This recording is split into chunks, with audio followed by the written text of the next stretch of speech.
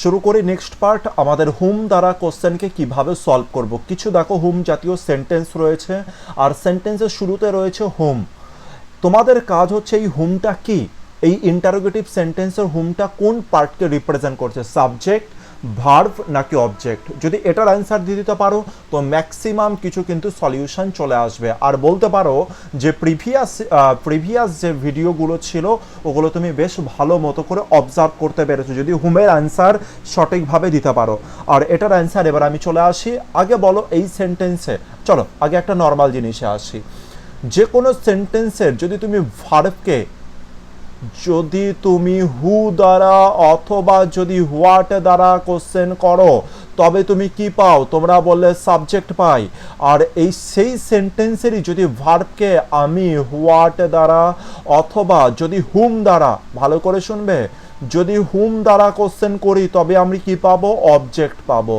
কিছু বুঝতে পারলাম? হুম দ্বারা কোশ্চেন করে আমরা কি পাই, অবজেক্ট পাই। তাহলে হুম কাকে রিপ্রেজেন্ট করবে, অবজেক্টকেই তো রিপ্রেজেন্ট করবে। তাহলে আমি হুমকে কি বলবো, অবজেক্টই বলবো। কিন্তু এছাড়া কি আর কোনো লজিক আছে একে ধরার? অবশ্যই লজিক আছে। প্রিভিয়াস যে ভিডিওগুলো ছিল যেখানে আমি বলেছিলাম যে WH কোশ্চেন কিভাবে তৈরি করা হয়, যদি সেই ভিডিওটা ভালো করে দেখে থাকো তবে তুমি এটা দেখে মানে ডাইরেক্ট বলবে যে হুমটা আর কিছু নয়, হুমটা হয়ে গেল আমাদের অবজেক্ট। কি করে?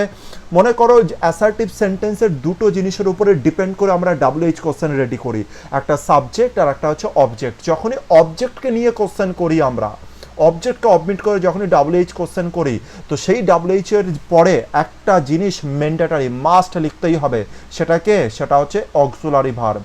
যদি অ্যাসার্টিভ সেন্টেন্সে অক্সিলারি ভার্ব না থাকে তবে আমরা কাকে নিয়ে আসবো, ডুকে নিয়ে আসবো। দেখো এখানে হুমের পরে কে রয়েছে, ডু রয়েছে। এর থেকে তুমি কি বুঝতে পারলে, হুমটা কে হয়ে গেল, হুমটা হয়ে গেল এই সেন্টেন্সের অবজেক্ট।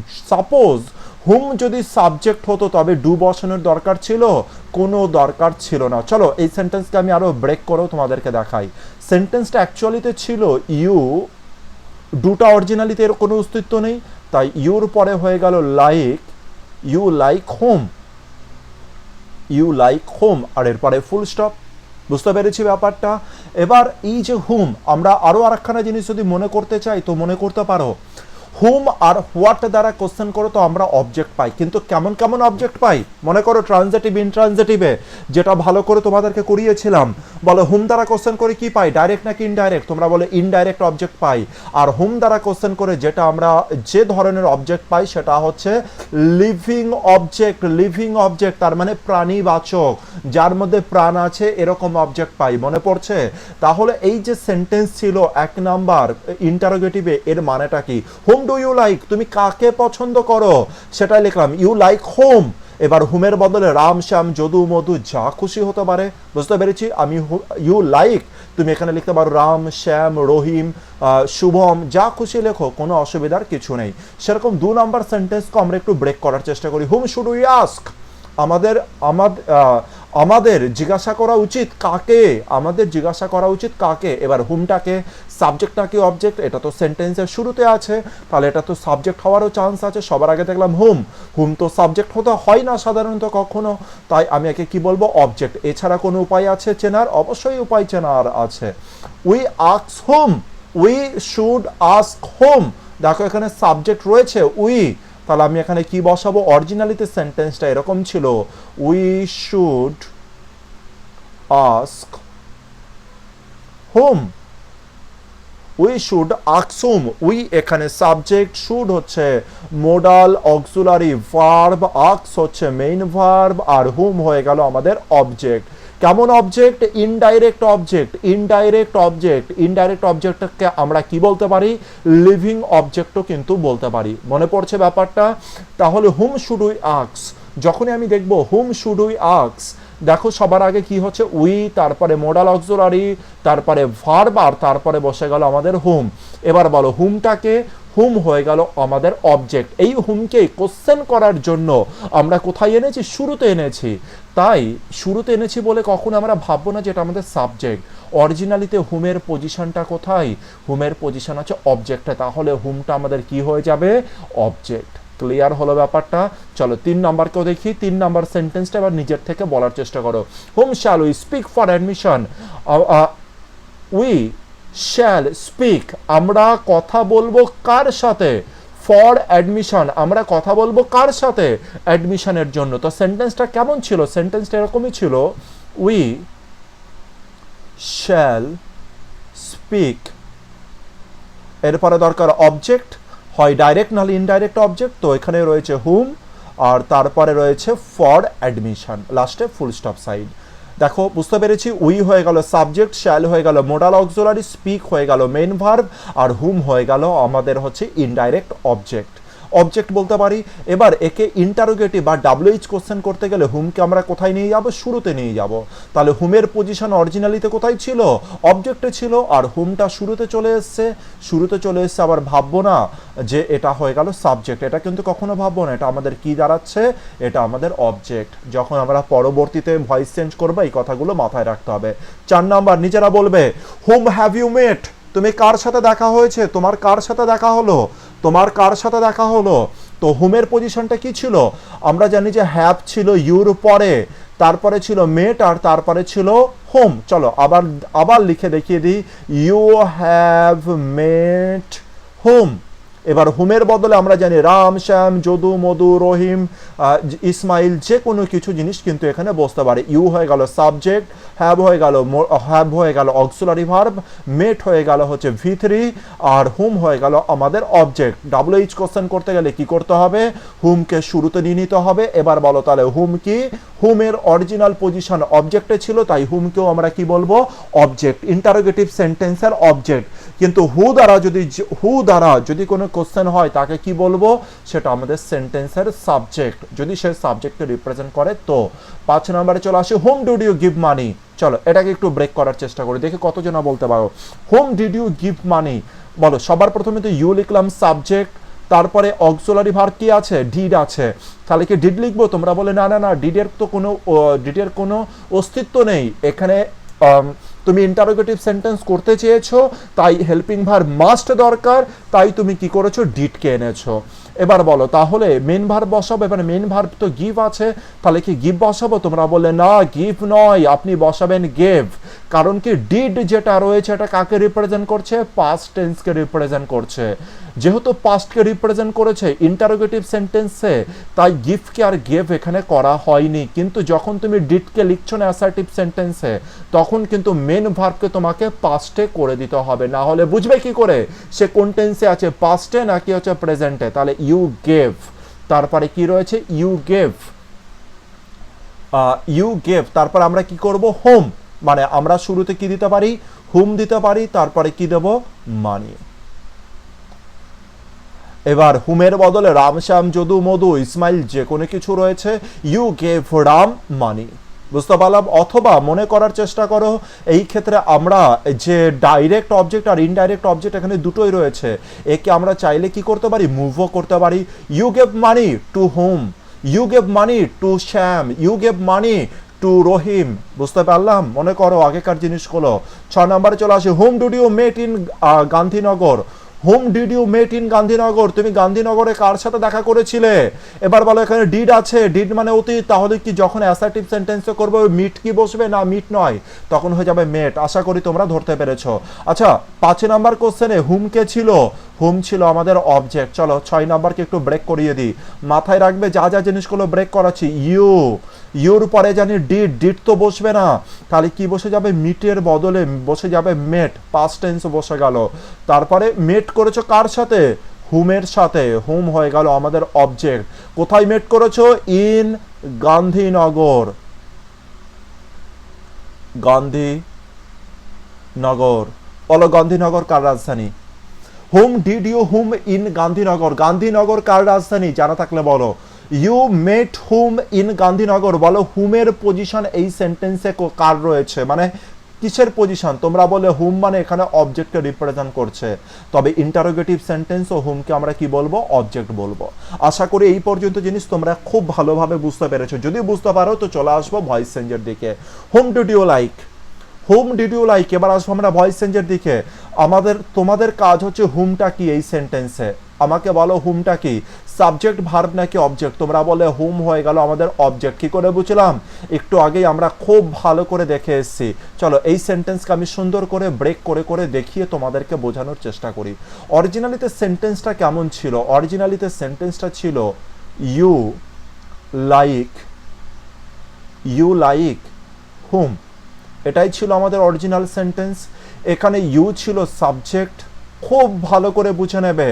লাইক ছিল মেইন ভার্ব, আর হুম ছিল আমাদের কি? হুম ছিল আমাদের অবজেক্ট। এবার এইটা বলো হচ্ছে এই সেন্টেন্সে যে ভার্বটা রয়েছে ট্রানজিটিভ বা ইনট্রানজিটিভ? তোমরা বলে ট্রানজিটিভ ভার্ব। এরপরে এই যে সেন্টেন্সটা রয়েছে প্যাসিভ এন্ড অ্যাক্টিভে, তোমরা বলে এটা অ্যাক্টিভ ভয়েসে রয়েছে।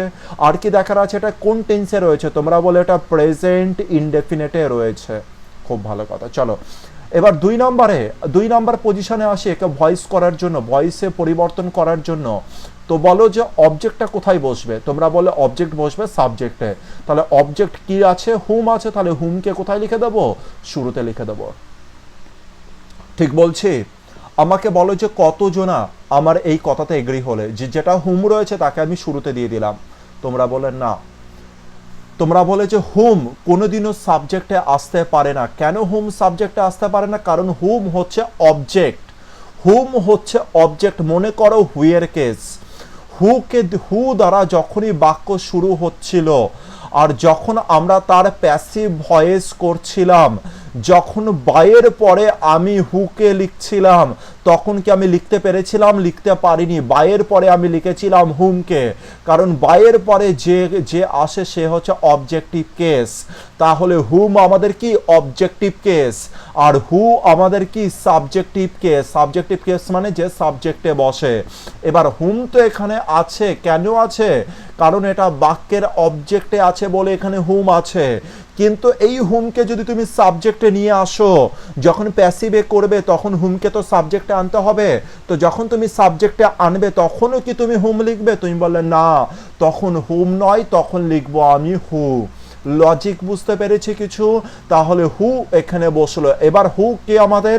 হু হয়ে গেল সাবজেক্ট। এবার সাবজেক্টের পরে কোনো হেল্পিং ভার্ব আছে? কোনো হেল্পিং ভার্ব নেই। তারপরে আমাদের কি দরকার? প্যাসিভ করার জন্য বি ভার্বের রূপ দরকার। এবার বি ভার্বের কাকে বসাবে? এম ইজ আর। কাকে বসাবে? তুমি বললে যে হু মানে এটা সিঙ্গুলার না প্লুরাল, এটা তো বোঝাই যাচ্ছে না। তাই তুমি ইসকেও রিপ্রেজেন্ট করতে পারো অথবা আর কেও বসাতে পারো। ডিপেন্ড করবে অপশানে কি আছে। অপশানে ইস থাকলে ইসকে কারেক্ট করবে, আর থাকলে আর কে কারেক্ট করবে। কেন? কারণ হচ্ছে হুটা সিঙ্গুলার নাকি প্লুরাল এটা কিন্তু কোনোভাবেই বোঝা যাচ্ছে না। যদি কখনো বোঝা যায় তবে সেই অনুসারে তুমি ইস বা আর কে কিন্তু টিক করতে পারো। যেহেতু হু সিঙ্গুলার না প্লুরাল বোঝা যাচ্ছে না, তাই ইজও কারেক্ট আরও কারেক্ট, কিন্তু এম কারেক্ট নয়। কারণ এম কার সাথে বসে? আয়ের সাথে বসে। তাহলে হু এর সাথে ইসকেও বসাতে পারো, আর কেও বসাতে পারো। এরপরে তুমি কি করবে? মেন ভার্বের থার্ড ফর্ম। তাহলে V3 ফর্ম। কার? মেন ভার্ব কি আছে? লাইকের থার্ড ফর্ম কি হয়ে গেল? লাইকড হয়ে গেল। বুঝতে পেরেছি? আর এরপরে কি দরকার? সাবজেক্টকে আমরা হচ্ছে অবজেক্ট নিয়ে আসবো। তাহলে বাইয়ের পরে কি বসে গেল? ইউ বসে গেল। আর লাস্টে কি দেবো? Full stop.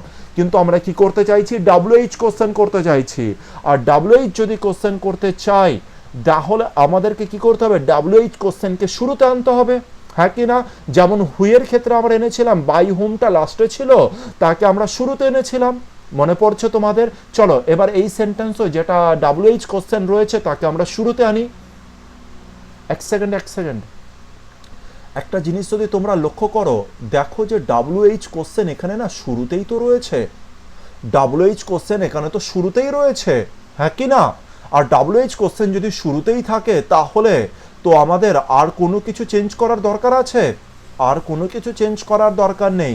তাহলে এখানেই আমরা লাস্টে কি দিয়ে দেবো? কোশ্চেন মার্ক সাইন দিয়ে দেবো। কিছু বুঝতে পারলে মজাটা?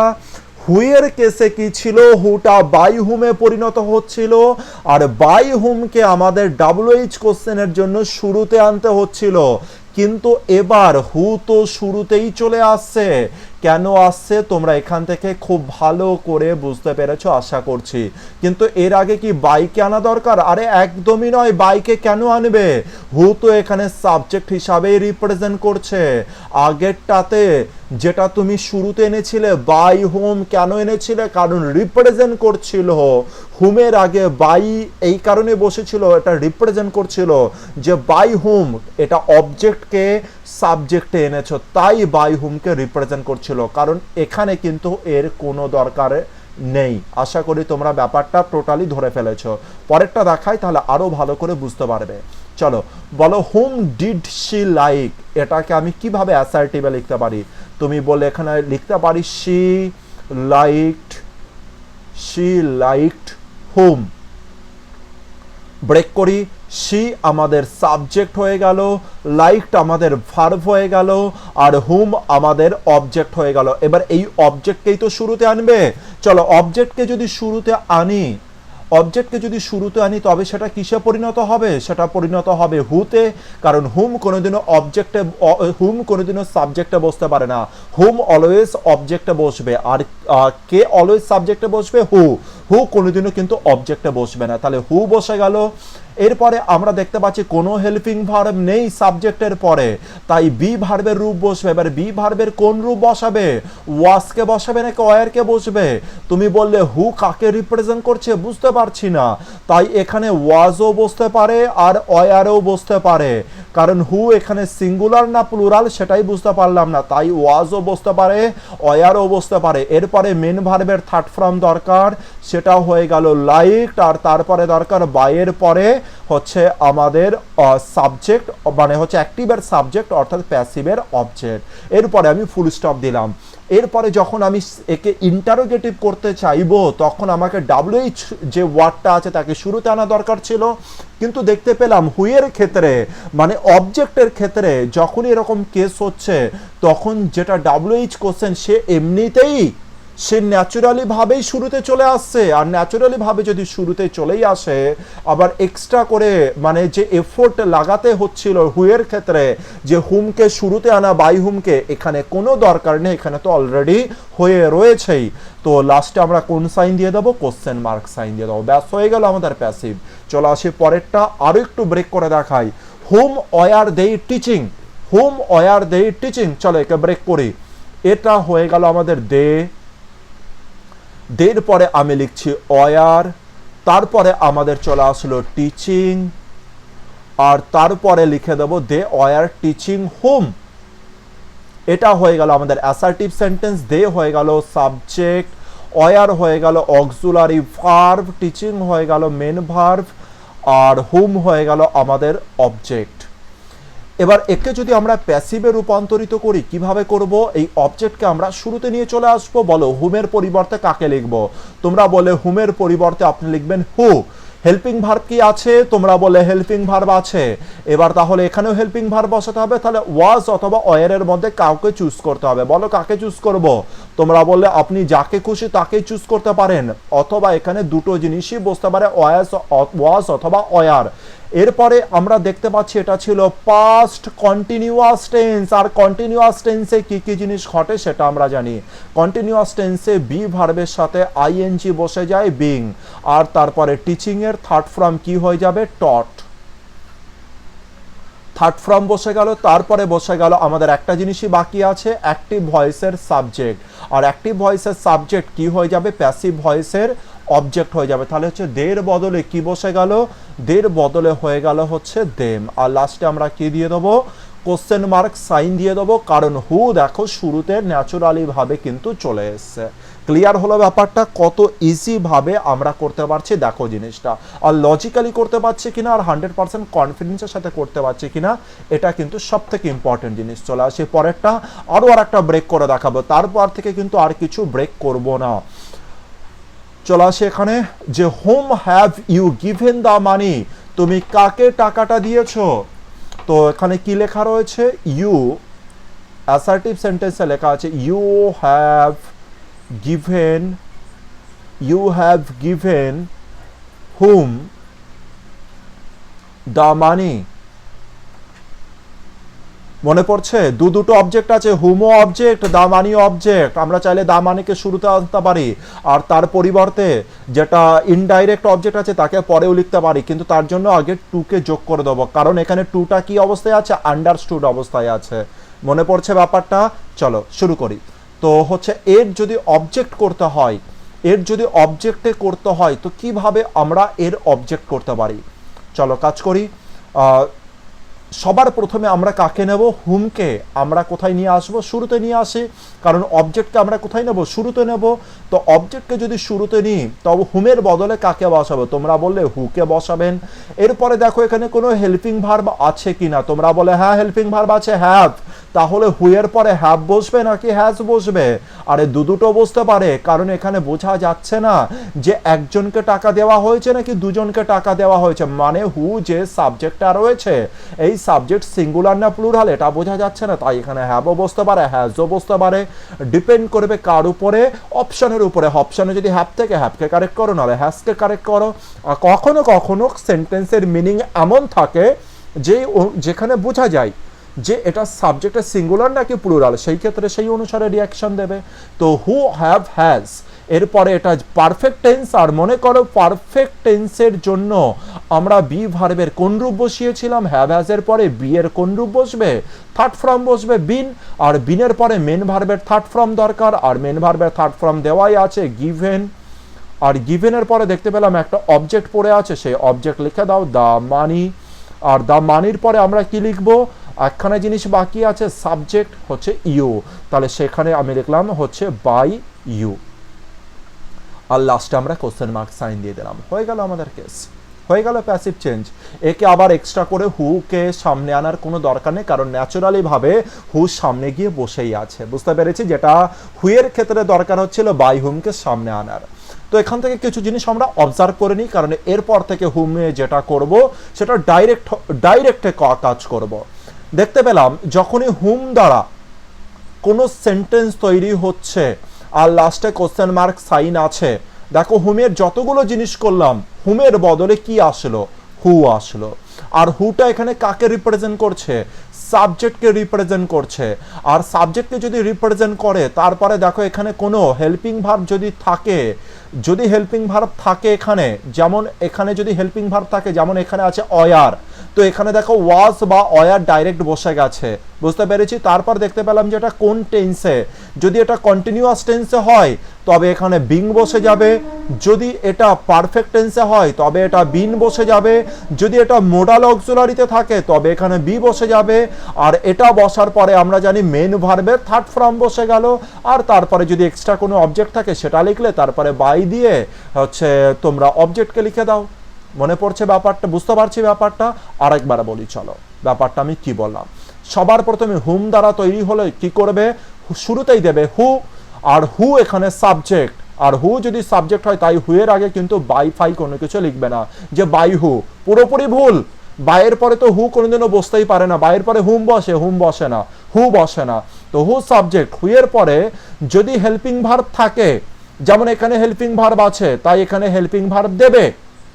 যদি হেল্পিং ভার্ব না থাকে, যেমন এর আগেরটাতে কোনো হেল্পিং ভার্ব ছিল না এখানে, যে ইউ লাইক হোম, যেমন এখানে ইউ লাইক, দেখো কোথায় আমি দেখাচ্ছি, এই যে এইখানে আমি দেখাচ্ছি 1 নম্বরে ইউ লাইক, এখানে কোনো হেল্পিং ভার্ব ছিল না, তাই আমি এখানে কোনো হেল্পিং ভার্ব বসাইনি, এখানে ডাইরেক্ট বি ভার্বের রূপ বসিয়ে দিয়েছি, বুঝতে পেরেছি? যেমন এখানে দেখো, দেখিয়ে দিচ্ছে, দেখো এখানে দেখো, এখানে সি এর পরে কোনো হেল্পিং ভার্ব ছিল না, তাই এখানে আমি কোনো হেল্পিং ভার্ব কিন্তু বসাইনি, এখানে কোনো হেল্পিং ভার্ব বসাইনি, ডাইরেক্ট বি এর ভার্বটা আমি কিন্তু বসিয়েছি, বুঝতে পেরেছি? আর বি এর পরে ভি3, সেটাই আমি বলতে চাইছি তোমাকে। অবজার্ভে আমি কি বললাম, যদি হেল্পিং ভার্ব থাকে তো হেল্পিং ভার্বকে মেনশন করবে, হেল্পিং ভার্ব যদি না থাকে হেল্পিং ভার্ব লিখবে না, ডাইরেক্ট বি ভার্ব লিখে দেবে, বুঝতে পেরেছি? আর তারপরে মেন ভার্বের থার্ড ফর্ম লিখবো, আর তারপরে যদি অবজেক্ট থাকে কোনো অবজেক্টকে লিখে দেবো, আর না হলে বাইয়ের পরে যেটা হয় সেটা লিখবো, আর লাস্টে কোশ্চেন মার্ক। ব্যাস এই পর্যন্ত কাজ ছিল, এরপরে আমরা ডাইরেক্ট কাজ করব। Home should we ask, hmm should we ask, আমাদের কাকে জিজ্ঞাসা করা উচিত, হুম শুড উই আস্ক, আমাদের কাকে জিজ্ঞাসা করা উচিত, বলো হুমটাকে, হুম হয়ে গেল অবজেক্ট। এবার বলো ডাইরেক্ট কাজ করব, হুমের বদলে আমরা কাকে লিখবো, হুকে লিখবো, হুমের বদলে হু লিখলাম, আর হুটা কি এখানে সাবজেক্ট। এবার সাবজেক্টের পরে আমাকে দেখতে হবে এখানে কোনো হেল্পিং ভার্ব আছে কিনা, অরিজিনাল হেল্পিং ভার্ব। তোমরা বললে হেল্পিং ভার্ব আছে, তাহলে এখানেও হেল্পিং ভার্ব বসে গেল। আর এটা কেমন helping verb? Modal auxiliary verb. তাহলে এখানেও কে বসে গেল? শুড বসে গেল, শুড। এরপরে আমাদের কি দরকার? মেন ভার্বের থার্ড ফর্ম দরকার। আর মেন ভার্বের থার্ড ফর্ম কি হয়ে গেল? আস্ট। উচ্চারণ কি হবে? আস্কড নয়, কের উচ্চারণটা কিন্তু কেটা সাইলেন্ট থাকবে, আস্ট, আস্ট, এর উচ্চারণটা হবে আস্ট। এবার আমাকে বলো প্যাসিভ হওয়ার জন্য আমার তো বি ভার্বের পরে ভি3 বসানো উচিত। আর আমরা জানি মোডাল অক্সিলারি ভার্বের পরে কি বসে? বি ভার্ব বসে। হু শুড বি আস্ট, তারপরে কি করে দেবো? বাই আস, বাই, উইর বদলে কি লিখে দেবো? আস, আর লাস্টে কোশ্চেন মার্ক সাইন। আশা করি ধরতে পেরেছো টোটাল ব্যাপারটা। পরেরটা চলে আসি, হুমের বদলে কাকে লিখবো? তোমরা বলে হু লিখবো। হুকে এখানে সাবজেক্ট, হেল্পিং ভার্ব আছে, তাহলে আমরা এখানে হেল্পিং ভার্ব যেমন আছে আমরা সেরকম ভাবে বসিয়ে দেবো, হু শ্যাল।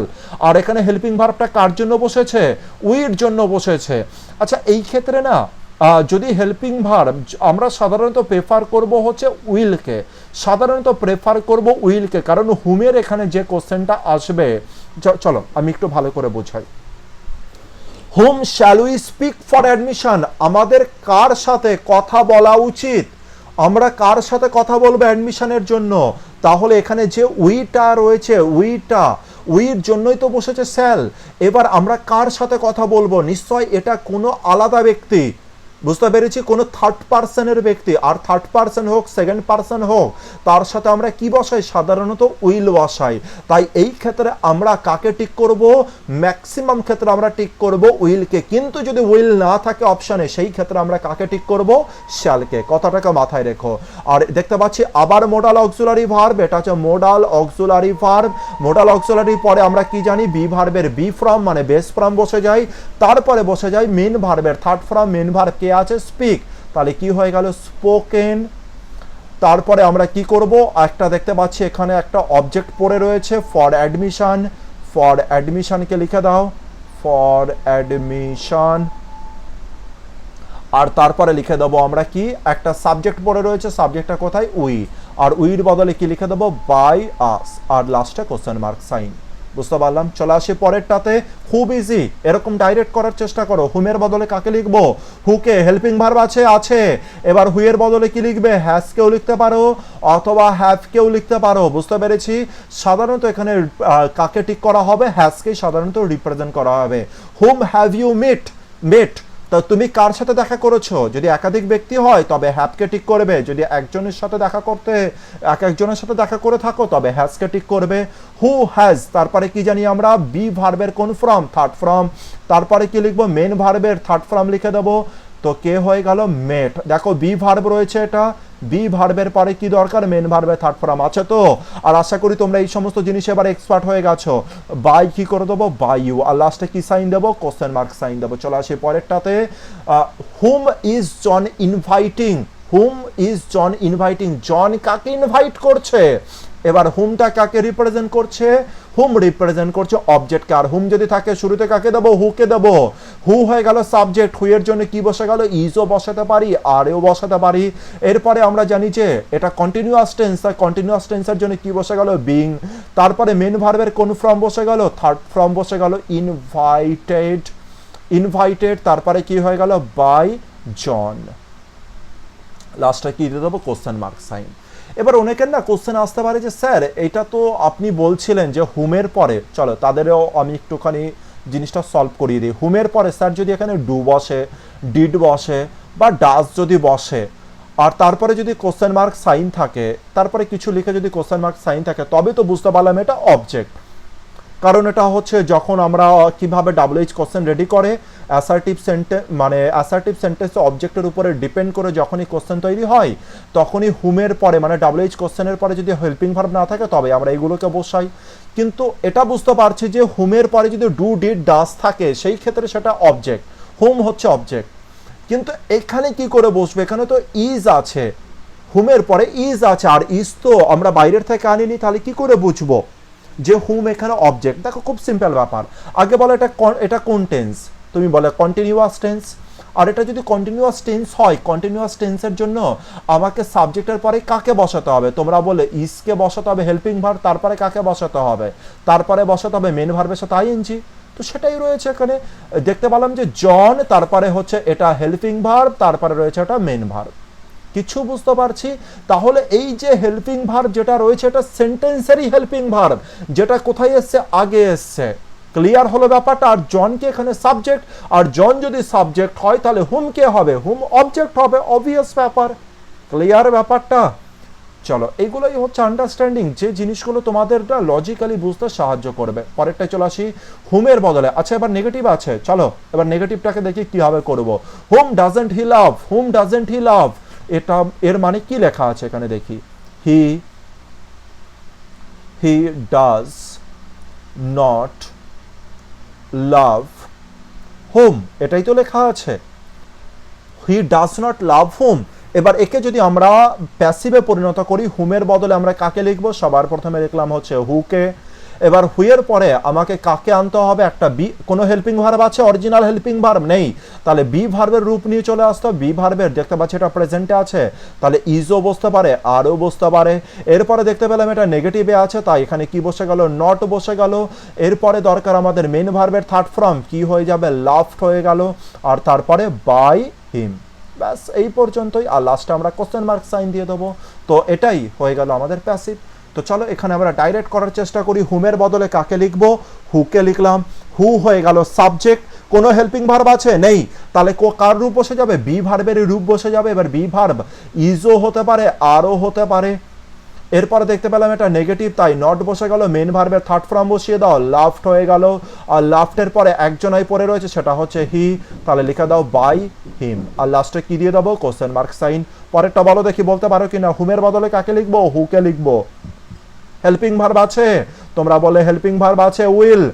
আর উইলের পরে যেহেতু হেল্পিং ভার্ব এটা, তাই উইলের সাথে কি বসে গেল? নট বসে গেল। এটা মোডাল অক্সিলারি হেল্পিং ভার্ব, তাহলে উইলের পরে যে বি ভার্ব বসবে সেটা কি? শুধু বি বসবে। তারপরে মেন ভার্বের কোন ফর্ম বসবে? Third form. বলো মেন ভার্ব কোনটা? সিলেক্ট। তাহলে কি হয়ে গেল? সিলেক্ট। আর থার্ড ফর্ম কি হয়ে গেল? সিলেক্টেড। সিলেক্টেড। আর তারপরে কি দরকার? বাইয়ের পরে আমরা জানি দের বদলে কি বসে গেল? দেম বসে গেল। আর লাস্টে কোশ্চেন মার্ক সাইন। চলো আর দুটো জিনিস দেখবো, তারপরেই আমরা ভিডিওটা শেষ করব। মানে হুম আমাদের কমপ্লিট হবে। আর পরের দিন খুব ইম্পর্টেন্ট আর একটা টপিক হবে, যেটা হচ্ছে হোয়াট। হোয়াট দ্বারা যখনই কোশ্চেন করা হবে তখন সেটা কিন্তু খুব ইম্পর্টেন্ট। মনে রাখো, হোয়াট দ্বারা কোশ্চেন করে সাবজেক্টও পাওয়া যায়, অবজেক্টও পাওয়া যায়। যখনই এক্সামিনার মানে ভালো লেভেলের পরীক্ষা দেবে তখন হোয়াট দ্বারা কিন্তু কোশ্চেন আসার সম্ভাবনা খুব বেশি থাকে। কারণ হোয়াট দ্বারা ছেলেরা এটা কনফিউজ হয়ে যায়, হোয়াটটা সাবজেক্টে আছে না অবজেক্টে আছে। চলো হুম দ্বারা দেখি পরেরটা। হুমের বদলে কাকে বসাবো? হচ্ছে হুকে বসাবো। হেল্পিং ভার্ব আছে? তোমরা বলে হেল্পিং ভার্ব আছে, তাহলে হ্যাভও বসতে পারে অথবা হ্যাজও বসতে পারে। এরপরে কাকে বসাবো? দেখতে পেলাম যে হেল্পিং ভার্বের সাথে নট বসালাম, তারপরে আমরা জানি বি ভার্বের থার্ড ফর্ম বসাও। এরপরে দেখতে পাচ্ছি হচ্ছে গিভেন বসিয়ে দাও। দেখতে পেলাম একটা অবজেক্ট রয়েছে দা মানি, তো দা মানিকে বসিয়ে দাও। এরপরে যেটা আমাদের সাবজেক্ট কি আছে? সাবজেক্ট আছে হচ্ছে ইউ। এই সাবজেক্ট প্যাসিভ ভার্বের অবজেক্ট হয়ে গেল, তো বসে গেল ইউ। আর লাস্টে কোশ্চেন মার্ক সাইন। বুঝতে পেরেছি? এত ফাস্ট করো আর কনফিডেন্সের সাথে। হুমের বদলে কাকে বসাবে? হুকে বসাবে। কোনো অক্সিলারি ভার্ব আছে? আছে, তাহলে এখানেও অক্সিলারি বসাও, হ্যাজ অথবা হ্যাভ বসাও, তার সাথে নট বসাও। তারপরে হচ্ছে বিন বসিয়ে দাও, তারপরে মেন ভার্বের থার্ড ফর্ম বসিয়ে দাও, আর তারপরে বসিয়ে দাও বাই হার। ব্যাস হয়ে গেল আমাদের কমপ্লিট ইন্টারোগেটিভ সেন্টেন্স, যেটা হুম দ্বারা তৈরি। প্র্যাকটিস করো খুব ভালো মতো করে। যদি কারোর আগের ভিডিওগুলো দেখা না থাকে বা কনসেপ্টে কোথাও প্রবলেম থাকে, আগের ভিডিওতে কোনো জায়গায় প্রবলেম হচ্ছে, তো আবার দেখো আর দেখে নিজের কনসেপ্টকে ক্লিয়ার করো, কারণ ওটাই সব থেকে ইম্পর্টেন্ট জিনিস।